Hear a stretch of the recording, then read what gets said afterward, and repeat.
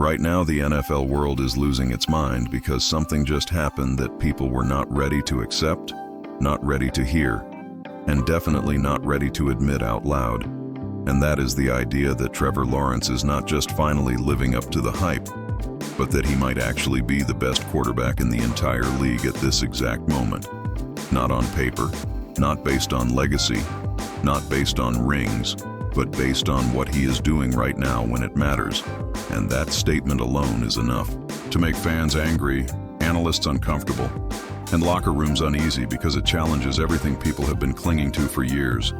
All those excuses, all that patience, all those jokes about potential that never quite arrived. And now, all of a sudden, in one road game, against a red-hot team riding an 11-game win streak, Trevor Lawrence walks into Mile High, calmly dismantles the Denver Broncos, and leaves the entire conversation flipped upside down. Because this was not a fluke. This was not lucky football. This was control, confidence, command, and timing. And the scariest part is that he made it look normal. He made it look expected. He made it look like this is exactly who he is supposed to be. And when Stephen A. and Shannon started breaking this down, you could hear it in their voices. This wasn't hype for the sake of hype. This was realization setting in, the kind that makes people uncomfortable, because once you say it out loud, you can't take it back. Once you acknowledge that Trevor Lawrence looks like the #1 overall pick right now, you have to confront the fact that the Jaguars might be ahead of schedule, ahead of expectations, and ahead of teams that thought they had more time. And that's why this conversation exploded. Because it's not just about one game. It's about the timing, the moment, the reality that while everyone else is still arguing about who's been great in the past, Trevor Lawrence is quietly taking ownership of the present. And that scares people more than any stat line ever could. What happened was simple on the surface, but devastating when you dig deeper.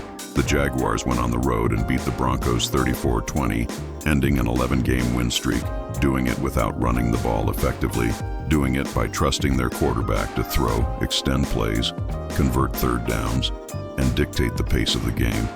And Trevor Lawrence delivered with 23 of 36, 279 yards, 3 touchdowns, no panic, no forced hero ball, just efficient, confident quarterback play.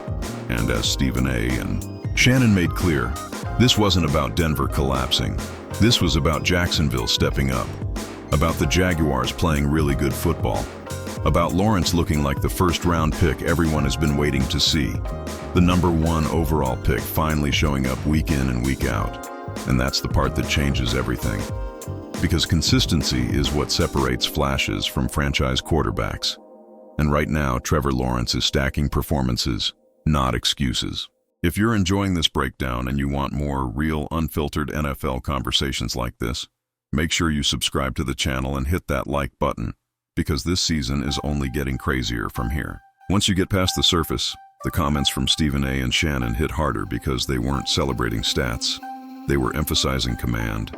They were emphasizing that Trevor Lawrence kept drives alive with his legs, bought time, made smart decisions, and did exactly what elite quarterbacks do when the run game isn't there. He made the defense irrelevant, and that's why this game mattered so much. The Jaguars couldn't run the football, yet it didn't matter, because Lawrence threw the ball effectively to Parker Washington, who had 6 catches for 145 and a touchdown. He spread it around. Brenton Strange, Brian Thomas Jr., Travis Etienne catching a touchdown, and he did it without forcing the issue.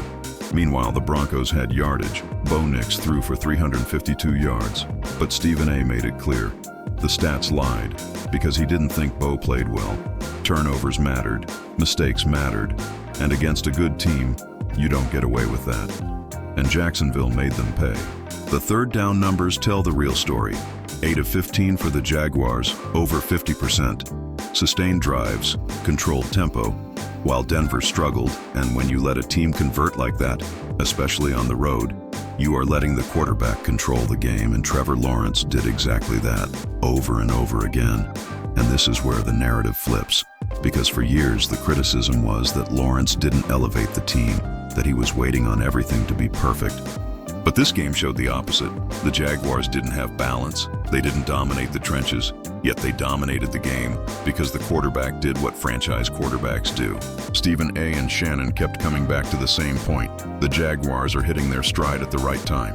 And Trevor Lawrence looks like the guy they drafted him to be. Not flashes, not moments, but leadership.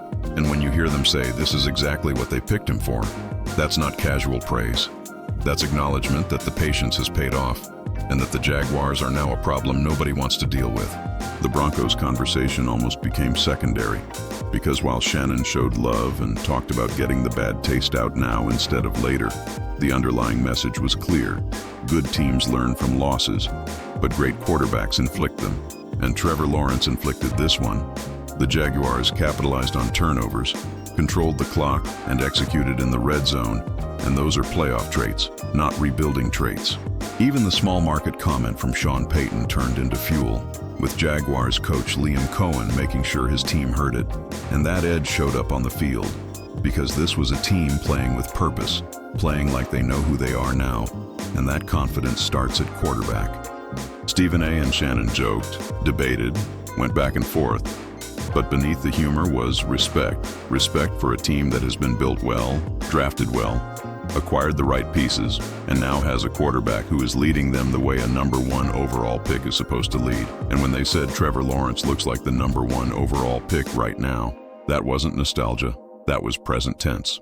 This is why the statement Trevor Lawrence is the best quarterback in the NFL right now is so explosive, because it forces people to reevaluate everything. It forces fans of other teams to confront what they're seeing on tape, not what they remember from past seasons. And it forces the media to adjust narratives that were comfortable and familiar, and whether people like it or not, the Jaguars just walked into one of the toughest environments in football and controlled the game from start to finish. And their quarterback was the reason. This isn't about crowning someone forever, it's about acknowledging the moment. And right now, the moment belongs to Trevor Lawrence, a quarterback who is finally playing free, confident, and decisive, who is extending plays, converting third downs, and leading a team that believes in him. And that belief is dangerous, because once a locker room fully buys in, once a quarterback fully trusts himself, the ceiling changes.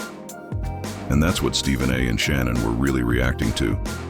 Not just a win, but a shift in expectations, a shift in identity, a shift in how the Jaguars and Trevor Lawrence are viewed across the league. And that shift is why this conversation isn't going away anytime soon.